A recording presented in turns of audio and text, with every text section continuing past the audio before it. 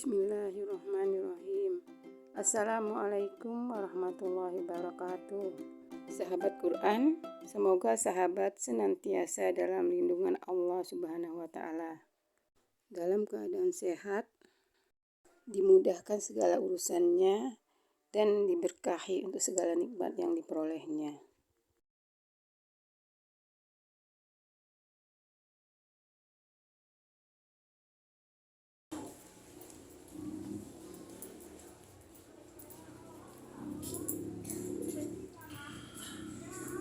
Alhamdulillahilladzi habbaba ilaina al-iman wa zayyanahu fi qulubina wa karaha ilaina al-kufra wal fusuqa wal 'isyan wa ja'alana minal rasyidin.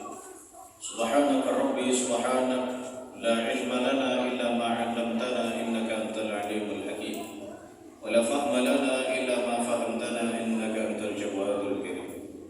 Asyhadu an la ilaha illallah wahdahu la syarika lah, lahul mulku wal malakut wa lahul izzatu wal jabarut wa huwal hayyul ladzi la yamut.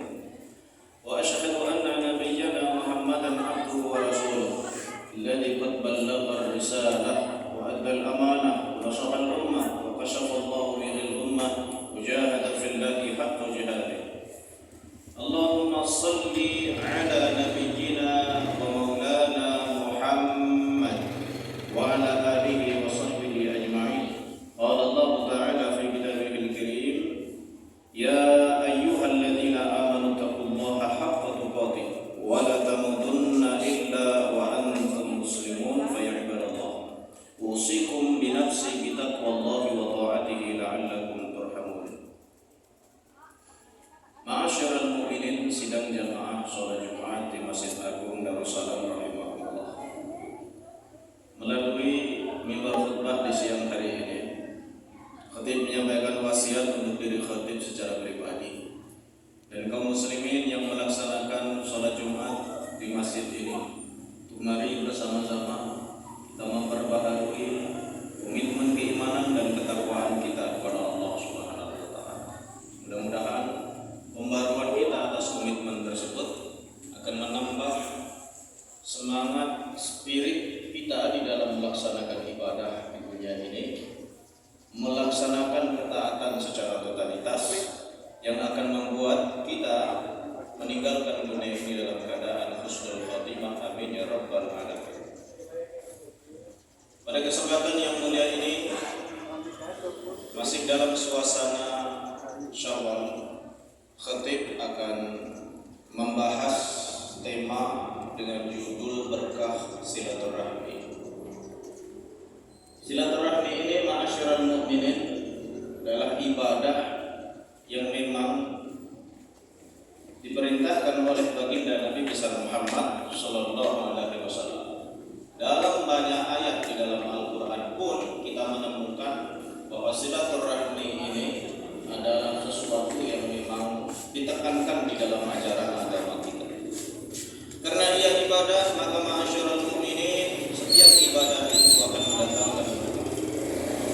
Dalam pertemuan kali ini kita akan membahas setidaknya 3 berkah yang akan Allah berikan dalam ibadah silaturahmi, baik yang kita laksanakan pada momen Syawal maupun yang kita laksanakan di luar momen Syawal.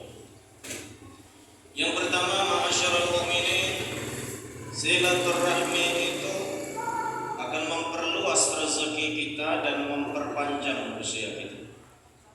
Dari mana kita ketahui ma'asyiral mukminin? Tentu saja dari sabda baginda Nabi besar Muhammad sallallahu alaihi wasallam. Baginda Rasul sallallahu alaihi wasallam mengatakan, bersabda, man sarrahu, siapa yang ingin apa ma'asyiral mukminin?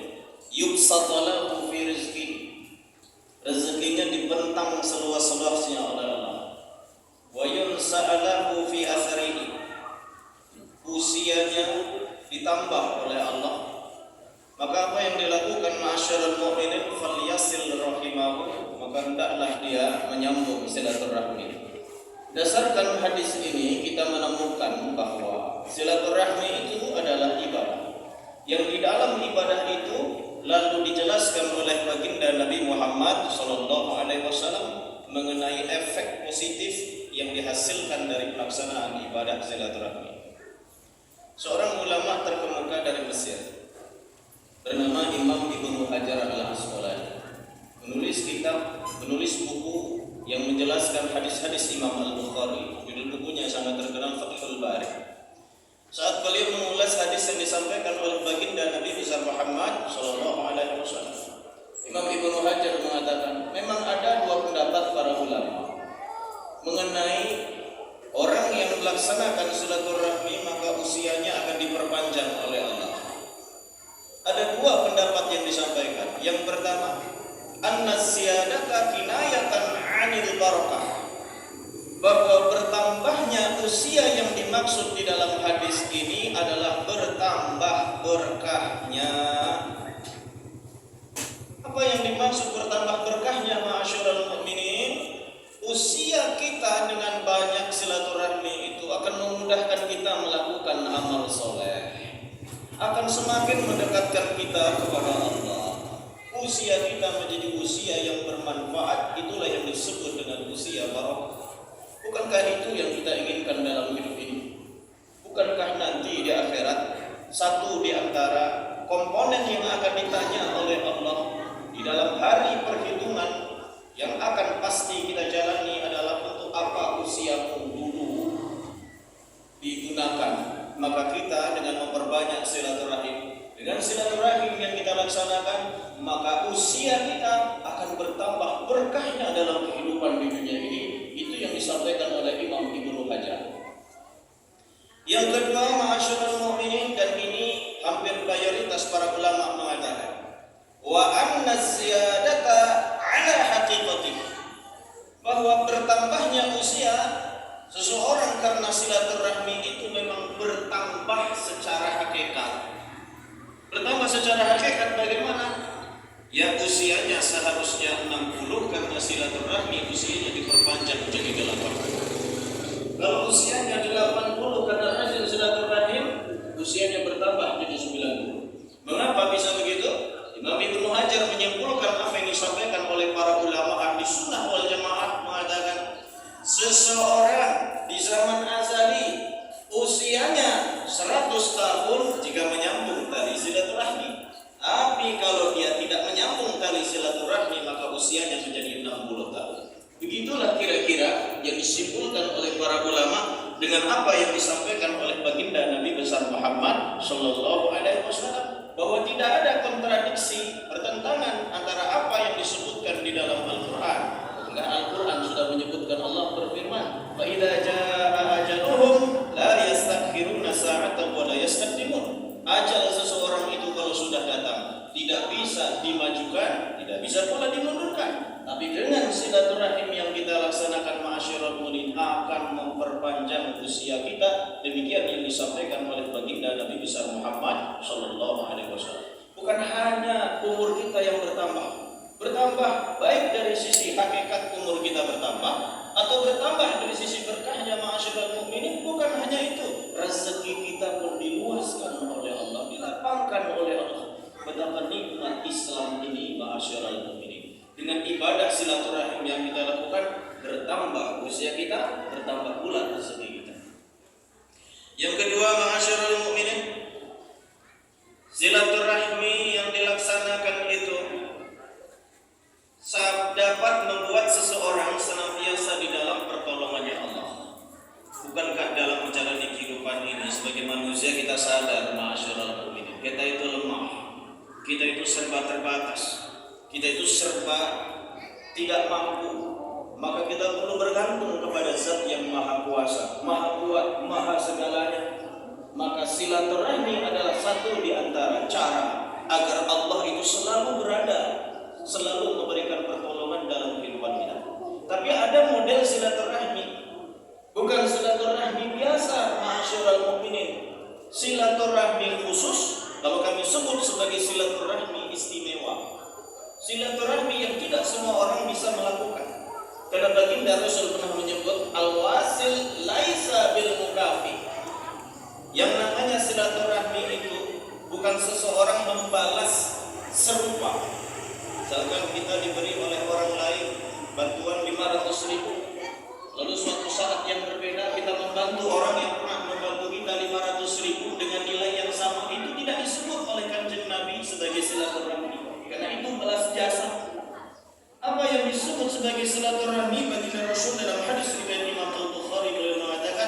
walakinnal wasil, tapi yang disebut dengan silaturahmi adalah idza quti'at rahimuhu wa shalah. Seseorang apabila diputus hubungan kekerabatan dan hubungan silaturahmi, dia yang menyambung.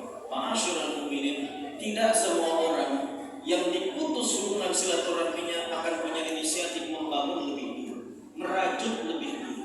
Umumnya kalau sudah terputus silaturahmi, sudah terputuslah. Tapi baginda Nabi besar Muhammad Shallallahu Alaihi Wasallam pernah menyampaikan satu sabda hasil dari dialog Kanjeng Nabi dengan seorang sahabat, di mana hadis ini direkam dengan secara baik oleh Abu Hurairah radhiyallahu anhu. Anna rajulan qala, ya Rasulullah, ada seorang sahabat curhat kepada Kanjeng Nabi, wahai Nabi, inna li qarabah, saya itu punya kerabat. Kalau kita berarti keluarga, tidak dimaksud keluarga dekat atau keluarga jauh, tapi orang ini curhat kepada Nabi punya keluarga.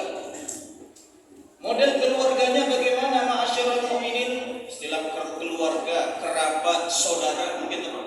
Saya punya saudara Kanjeng Nabi. Saudara yang bagaimana? Asiluhum wa yaqta'una ilaihi.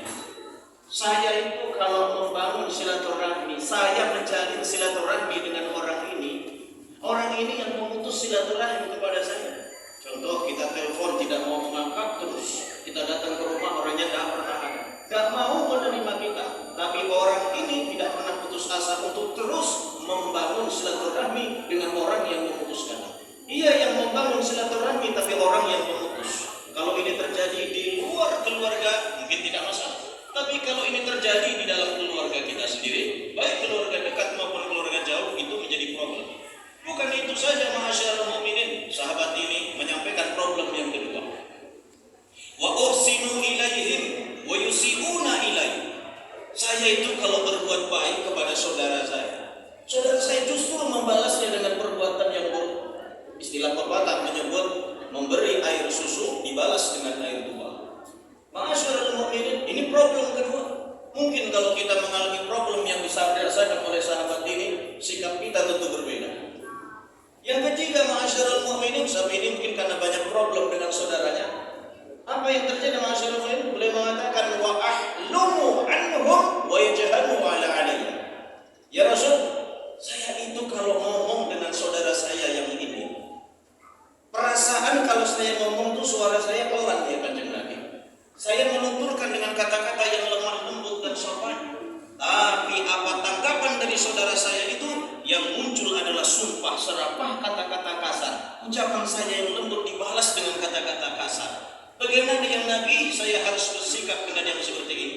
Ma'asyiral mukminin, tentu dialog yang disampaikan oleh sahabat tadi dengan Kanjeng Nabi besar Muhammad Shallallahu Alaihi Wasallam bukan dialog imajinatif. Pernah terjadi di zaman dulu, sepertinya akan terus terjadi pada masyarakat kita, di dalam lingkungan keluarga kita. Lalu dijawab oleh baginda Nabi besar Muhammad Shallallahu Alaihi Wasallam, seorang pemimpin yang bijaksana. Apa kata Nabi? La in kunta kama qul.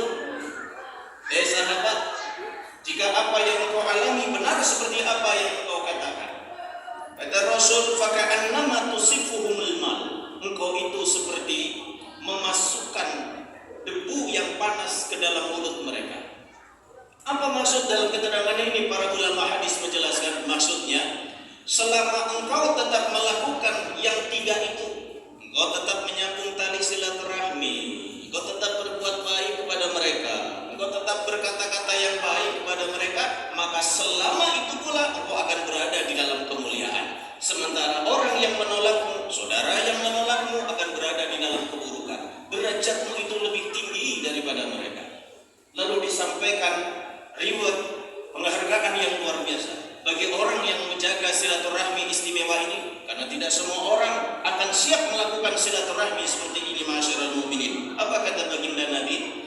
Wala yazal maka minallahi zahirun alaihim idza kunta ala zalik.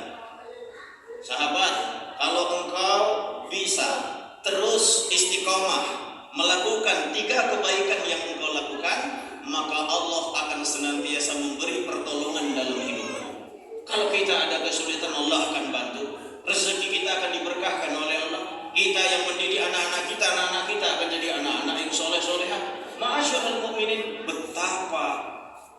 silaturahmi itu mengalir dengan deras kalau silaturahmi itu kita sertai dengan keikhlasan dan kesabaran. Mudah-mudahan kita tergolong dari kelompok orang yang kedua yang memperoleh berkah silaturahmi dengan silaturahmi yang istimewa. Yang terakhir, ma'asyiral mukminin, berkah silaturahmi itu adalah bahwa silaturahmi itu akan menghilangkan penyakit dengki. Pada saat yang sama Allah akan berikan rasa kasih sayang kepada kita.